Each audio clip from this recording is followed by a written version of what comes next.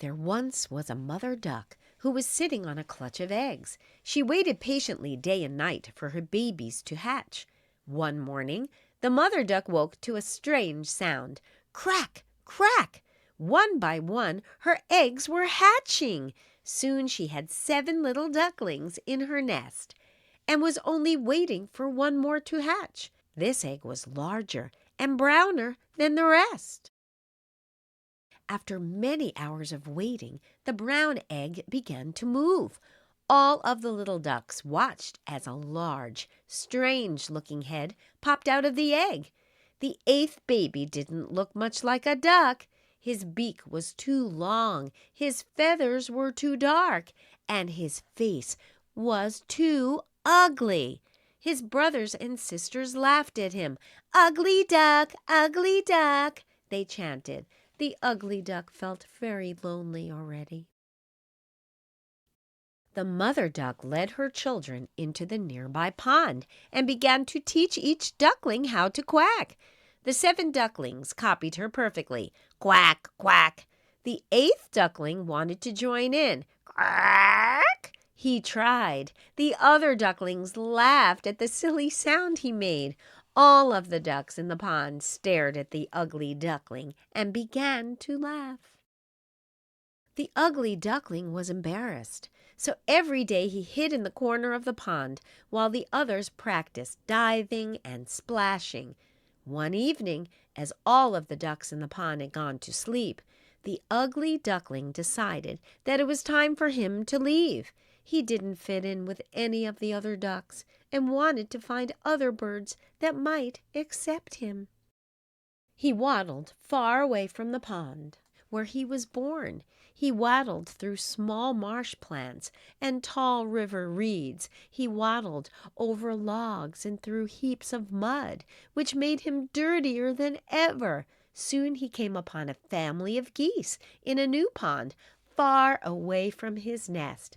They had darker feathers, just like he did. "Hello," said the ugly duckling. "I look a bit like you. Can I stay here?" The father goose honked and laughed. "You are certainly uglier than us, but there is some room in our pond. Though you are quite strange looking, you may stay with us." The ugly duckling couldn't be happier. The geese were kind to him, though their honks were very loud. The duckling stayed with the geese for a few months. He was growing larger.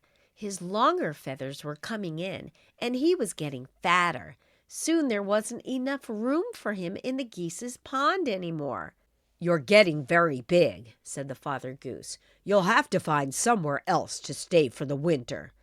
The ugly duckling hung his head and waddled far from the pond. He spent the cold winter alone, hiding in trees and bushes. In the spring, he waddled around looking for another new place to live. He saw a family of beautiful birds with long white feathers and elegant necks. As he walked past the water, he didn't even dare to ask these birds if he could come into their pond. He knew he was too ugly to swim alongside them. One of the swans floated past the duckling. "Your feathers are the whitest I've ever seen. How they gleam in the sun," he called to the duckling. Confused, the ugly duckling wandered to the water and peered at his reflection. He wasn't a duck at all. He had grown into a beautiful white swan with a long and elegant neck. How silly his brothers and sisters had been to make fun of him. Inside, he had always been a beautiful swan. He told his stories to the other swans, and they shook their heads sadly. "It doesn't matter what you look like on the outside. You have always been a kind and sweet duckling, and you tried hard to fit in wherever you went. We wouldn't care, even if you were still ugly. It's only what's on the inside that counts. Would you like to stay in our pond? It's open to everyone." He slid into the water, hooting happily. He had found his home. For infinity, I love you for infinity.